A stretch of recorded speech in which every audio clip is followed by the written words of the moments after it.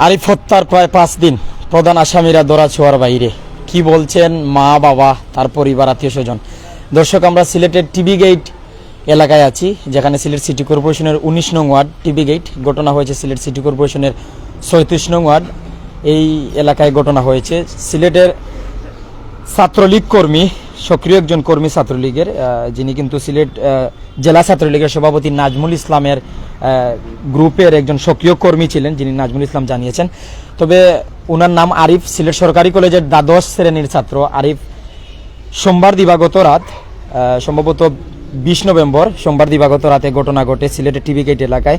কুপিয়ে এমনকি মারাত্মকভাবে জখম করে গুরুতর আহত করা হয়। সিলেটে মেজি উসমানী মেডিকেল কলেজে যাওয়ার পর চিকিৎসা চলাকালীন সময়ে কর্তব্যরত চিকিৎসক জানিয়ে দেন উনি মারা গেছেন। আমরা সেই মায়ের কাছ থেকে জানবো মামলার বর্তমান পরিস্থিতি আর সেদিনকে কি ঘটেছিল, মা কি দেখেছেন। একটু জানাইবা চাইন বর্তমান কি পরিস্থিতি আর কিলা ঘটনাটা হয়েছে। পরিস্থিতি তো রে বাবা, আমরা আজকে 5 দিন হইয়া যায় আমার পরে মারছে। 5 দিনের মধ্যে একদিন কোনো খুনই ধরা পড়ছে না। আমরা তো 5 দিন ধরে না খাওয়া, না দাওয়া, না কিচ্ছু, সবই এলানে পড়ে রয়েছি। আমার পোয়ার 20 তারিখে 15 তারিখে আমার পোয়ারে মারছে, সেদাইয়া নখ ফালাই দিছিল। পোয়ারে মেডিকেল নিয়ে যায় চিকিৎসা করিয়ে 2 দিন পরে বাড়িতে আনছি। আনার পরে 20 তারিখে আমি মামলা করে। মানে 15 তারিখ আপনার ছেলের উপর হামলা হইছে। হামলাত কি তা শরীরে আঘাত আছিল? জি, নখ বা হাতে নখ ফালাই দেয়। এর 5 দিন পরে আপনি 20 তারিখ মামলা করছেন। মামলা কোন থানাত? শাহপুরান থানায় মামলা করছি। মানে মামলা করে আইয়া 10টায় মামলা করে আইছি। আর 11:30টায় আমার পোয়া বাইর হয়েছে। আমি কইছি আমার পরে বাবা বাইর হইস না। আমার পোয়া কয় না আম্মা, আমি ও ফার্মেসি থেকে ওষুধ লইয়া কইয়া বাইরে আইছে। আমার পোয়া আইয়া কে বা কারা না কিতা, আমার পরে ওই অকিন পার্ক লইয়া গিয়া ধুম ওয়াকো সামনে একটা বসার ওয়াকো আছে লইয়া যায় ধুম পিটাইছে আমার বাবারে কিচ্ছু আমার বাবার পাইছে না, সব শেষ করে দিছে আমার বাবার। আপনি কিছু দেখছেন নি? আপনি বারণের পরে কিতা দেখছেন? এক ফুয়া চিৎকার মারছে, দৌড়ে আইয়া দেখে মনে করে সিলেন হচ্ছে ও আন্টি আরিফরে শেষ করে লাইলো। অনেক তার দিয়ে শুনিয়া সবাই চিল্লাইতে ধরছে। আমি দৌড় মাইরা ঘর থেকে বাইরে গেছি। ওয়াকো অনেক গিয়া দেখি আমার পরে মাইরা ফেলাইয়া তারা সিএনজি মোটরসাইকেলে উঠে যার গিয়ে। আপনি যখন টিবি গেট এলাকাতে ইউয়াকোয়ে আপনি যাওয়ার পরে ইউয়াকোয়ে কিতা পাইছেন? আরিফরে কোন অবস্থায় পাইছেন? আর যারা হামলা করছে তারা কোন অবস্থা দেখছেন? আমি গিয়ে দেখি আমার পরে ফালাই থইছে। আরো ওনার কোয়ার্টারে কয়েকটা বেটি মিললে আমার পরে ধরতেছে। আর আমি গিয়ে দেখি তারা মেন রোড থেকে গাড়ি সাইডে দিয়ে যাইতেছে। মেন যে হিরোইন মাহমুদ আহমেদ তাই নিয়ে মোটরসাইকেলও আসিল, তাই মোটরসাইকেলও গেছেন। আর যেগুলো ওর সঙ্গ আসিল এটা সব সিএনজি আগে উঠটা তারা সিএনজি টাইনে দিয়ে গেছে। আমি কেউরে চিনতে পারছি না, কিন্তু আমি হিরোইন নিপুণের দেখছি আমি। জি, আমি মামলা করে দিয়ে আইছি। এয়ারপোর্ট থানায় মামলা করে দিয়েছি। প্রধান আসামি আপনি কয়জন করছেন? প্রধান আসামি আমি 10 জন করছি। এর মধ্যে গ্রেফতার কয়জন হয়েছে? গ্রেফতার 2 জন হয়েছে। 2 জন নাম জানেন? রনি আর মামুন। আপনার ছেলে কোন কলেজে লেখাপড়া করছে? আমার ছেলে সরকারি কলেজেও লেখাপড়া করতো। মারা যাওয়ার আগে কিছু কইছেন না আপনার ছেলে? আমার ছেলে মারা যাওয়ার আগে আমি যে সময় সিএনজি মেডিকেল লইয়া যাই, আপনি উসমানী মেডিকেল লইয়া যান? জি, এই সময় আমি আমার পরে জিজ্ঞেসি রে বাবা তুই তো মাত্র বাইরে গেছিস, ও মাত্র আবার তোরে কে মারলো? 5 মিনিট হয়েছে না আমার পরে মারা দিছে। আমার বউ গেছে আম্মা আমি খালি বাইর হয়েছি আর আমার একজন দিয়ে টাকা লইয়া গেছে। আমাকে কে মারছে এই সময় তো আমার এতটা মনে আসছিল না কে লইয়া গেছে, নাম কিতা। আমি খালি জিজ্ঞেসি আমার বাবা কে মারছে? কয় মা আমার যে নখ ফালাই দিছে তারা আর কাঞ্চিলার নিজে আইয়া মানে কোপাইয়া থুয়ে গেছে, আম্মা মানে বাঁচতে দিল না। ও কথা কর পরে অজ্ঞান হয়ে গেছে, আমি আর কিচ্ছু জানি মানে ও মেডিকেল যাওয়ার পথে সিএনজি অজ্ঞান হয়ে গেছে। সিএনজির মধ্যে গেছে, মেডিকেল যাওয়ার পরে কি তা পরিস্থিতি আছে? মেডিকেল যাওয়ার রাস্তার মধ্যে অজ্ঞান হয়ে গেছে। আর আমার বাবা আমার লগে এবার মারছে, অনেক কেউ লগে মারছে না, আর আমি কইতেও পারি না। আমি অন্য গিয়া অজ্ঞান হয়ে পড়ে গেছিলাম মেডিকেলও, আমি কইতাম পারি না। আর তার লগে আর আমার কোনো কথা হয়েছে না, ও সিএনজির মধ্যেই কথা হয়েছে, আর কিচ্ছু হয়েছে না।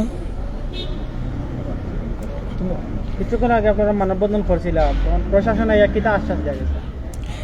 প্রশাসনে ইয়ে আশ্বাস দিছে তারা দ্রুত চেষ্টা করব খুনিরে আইনের আওতায় আনার জন্য। চেষ্টা না করলে তারা অন্য অন্য প্রশাসনও নামাই দিব মাঠে। আমি প্রশাসনের ভরসায় মানববন্ধন উঠে আইছি।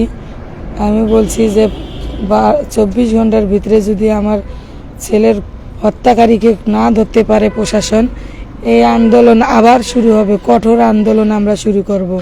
আমরা নাওয়া খাওয়া বন্ধ করে দিছি সব।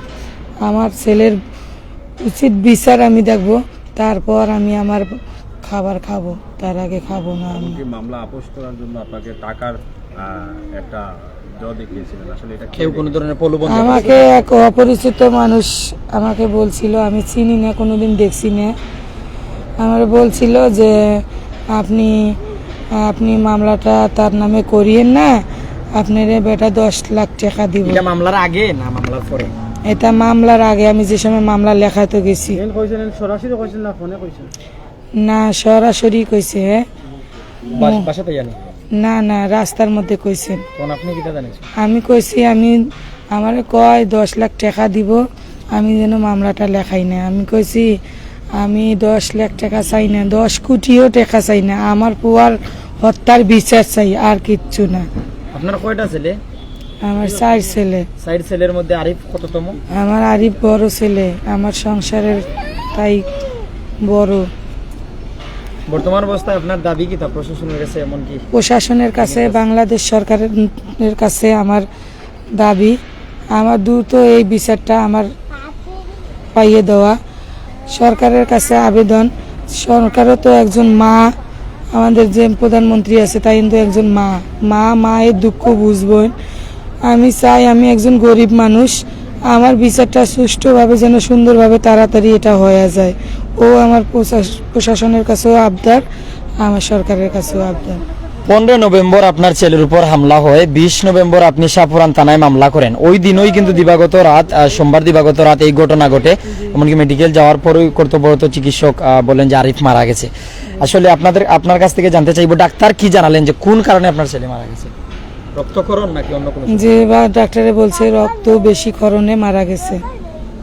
আপনার মামলা করে যাওয়ার পরে আপনি আপনার ছেলের নিষেধ করলেন না যে বাইরে? যে আমি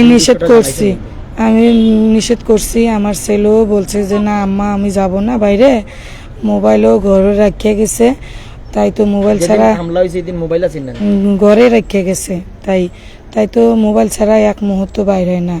আর সেদিন তার মাথা ব্যথাও আসলো, আবার নখ ব্যথাও আসলো, তাই আমি বলছে যে আম্মা আমি তো সামনে গেটের সামনে ফার্মেসি এনে থেকে ওষুধ লইয়া খাইয়া ঘুমাইমু। আমি বলছি আচ্ছা ঠিক আছে যাও গি। ওখান থেকেই কে জানি কারা ডাকে নিয়ে গেছে নাকি তা আমি আর করছি কইতে পারি না। আপনি আরিফর কিতা হইন সম্পর্কে কিতা? আরিফর বোন হয়। আপন বোন? জি, আপন বলতে কি ফুফাতো বোন। ফুফাতো বোন। আসলে এই ঘটনাটা সম্পর্কে আপনি কিতা জানেন? আমি জানি যে তার কয়েকজন তারে কুপাইয়া খুন করছে। কিতা চাইরা বর্তমানে আইনের কাছে আপনার দাবি কিতা? আইনের কাছে দাবি যারা তারে খুন করছে তার যেন ফাঁসি হয়। আরিফের বাবার কাছে যাইমু। আসলে আপনার ছেলে হত্যা হয়েছে, আপনার কিতা দাবি বর্তমানে আইনের কাছে? কিতা দাবি? আইনের কাছে আমার দাবি, আমার ছেলেরে যারা খুন করছে খুনের বদল আমি খুন চাই, ফাঁসি চাই, আমার আসামিদের ফাঁসি চাই, সবারই ফাঁসি চাই। দর্শক যারা আমাদের সাথে আছেন, আমরা সেই ঘটনাটা আপনাদের তুলে ধরবো, এমনকি আপনাদের জানানোর চেষ্টা করব যারা জানেন না। আপনাদের যদি জানাই, আমরা সিলেটের সিলেট সিটি কর্পোরেশনের 19 নং ওয়ার্ড, এমনকি এর পাশে যে 37 নং ওয়ার্ড রয়েছে সেই জায়গায় আছি। টিভি গেট এলাকায়, টিভি গেট এলাকা থেকে জানানোর চেষ্টা করছি, এমনকি আমরা যা জানি আপনাদের জানানোর চেষ্টা করছি।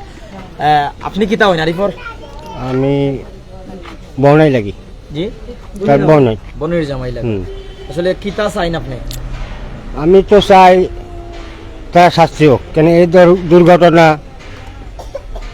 এই মর্মান্তিক যে ঘটনা, আমি সরকারের কাছে আকুল আবেদন করি। কেন সরকার নিজে বলেছে, পূর্বে কয়েক মাস আগে সরকার বক্তব্যে বলেছেন যে কোনো দল হোক, তারা দল করছে, অন্যায় করছে, তার শাস্তি পেতে হবে। এই বলিয়া আমি তার সরকারের কাছে দাবি করি যে এই বিশেষ করে আসামির ঘরে যেন প্রকৃত শাস্তি হয়। দর্শক, আমরা আপনাদের জানিয়ে রাখছি, সিলেট নগরীর টিভি গেট এলাকায় অভ্যন্তরীণ খুন দলের জের ধরে নিজ দলের ক্যাডাররা কুপিয়ে খুন করেছে ছাত্রলীগের এক কর্মীকে। এরকম কিন্তু অনেক গণমাধ্যম কর্মীরা বিভিন্ন সংবাদ মাধ্যমে প্রচার হয়। সোমবার দিবাগত রাত 1টার দিকে উসমানী মেডিকেল কলেজ হাসপাতালে চিকিৎসাধীন অবস্থায় আরিফ মিয়া, যার বয়স 19, ছাত্রলীগের কর্মী, যিনি সিলেট সরকারি কলেজের দ্বাদশ শ্রেণীর ছাত্র, টিভি গেট এলাকায় তিনি হামলার শিকার হন। নিহত আরিফ মিয়া নগরীর শাহী ঈদগাহ টিভি গেট এলাকার ফটিক মিয়ার ছেলে। সে সিলেট জেলা ছাত্রলীগের সভাপতি নাজমুল ইসলাম গ্রুপের সক্রিয় কর্মী ছিল বলে জানা যায়। জানা গেছে, আধিপত্য বিস্তার নিয়ে নগরীর শাহী ঈদগাহ টিভি গেট ও বালুচর এলাকায় ছাত্রলীগের দুই গ্রুপের মধ্যে অনেক দিন ধরে উত্তেজনা চলছিল। এর জোর ধরে সোমবার দিবাগত রাত 12টার দিকে টিভি গেট এলাকায় প্রতিপক্ষ গ্রুপের ক্যাডাররা আরিফের উপর হামলা চালায়। তারা ধারালো অস্ত্র দিয়ে কুপিয়ে ও ছুরিকাঘাত করে রাস্তায় ফেলে যায় আরিফকে। স্থানীয়রা আশঙ্কাজনক অবস্থায় তাকে উসমানী মেডিকেল কলেজ হাসপাতালে নিয়ে যায়। আইসিইউতে ভর্তির পর রাত 1টার দিকে কর্তব্যরত চিকিৎসক তাকে মৃত ঘোষণা করেন। চিকিৎসকরা জানিয়েছেন, তার বাম হাতে, উরু ও পা সহ শরীরের বিভিন্ন জায়গায় 12টি আঘাত রয়েছে। অতিরিক্ত রক্তকরণে তার মৃত্যু হয়েছে। সিলেট কোতোয়ালি মডেল থানার ওসি সেদিন যা জানিয়েছিলেন আলী মাহমুদ, ছাত্রলীগ কর্মী আরিফ নিহতের তথ্যের সত্যতা নিশ্চিত করেছেন। তিনি বলেন, নগরীর শাহী ঈদগাহ টিভি গেট এলাকায় আহত হন আরিফ। রাত 1টার দিকে Sylhet MAG Osmani medical college আইসিইউতে চিকিৎসাধীন অবস্থায় মারা যান। তিনি আরও জানান, ঘটনাস্থলে শাহপরান থানাধীন এলাকায় হওয়ায় বিষয়টি সংশ্লিষ্ট থানাকে অবগত করা হয়েছে। এদিকে নিহত আরিফকে দেখতে সেদিন ওই হাসপাতালে ছুটে যান জেলা ছাত্রলীগের সভাপতি নাজমুল ইসলাম, সাধারণ সম্পাদক রাহেল সিরাজ, মহানগর ছাত্রলীগের সভাপতি কিশোর জাহান সৌরভ, সাধারণ সম্পাদক নাঈম আহমদ। আসলে আমরা যা জানি আপনাদের তা জানিয়ে দিচ্ছিলাম। দর্শক, আরিফের মা এবং কি বাবা প্রতিবেশীদের বক্তব্য শুনছিলেন, তারা বিচার চাচ্ছেন। সবাইকে ধন্যবাদ জানাচ্ছি যুক্ত হওয়ার জন্য। এই পরিবার যেন তার ছেলে হত্যার বিচার চায়, এই মা যেন তার ছেলে হত্যার বিচার চায়, এই বোন যেন তার ভাই হত্যার বিচার পায়, এই প্রতিবেশীরা যেন তার প্রতিবেশী হত্যার বিচার পায়। আমরা বিদায় নিচ্ছি এখনকার লাইভ থেকে। আসসালামু আলাইকুম ওয়া রাহমাতুল্লাহি ওয়া বারাকাতুহু।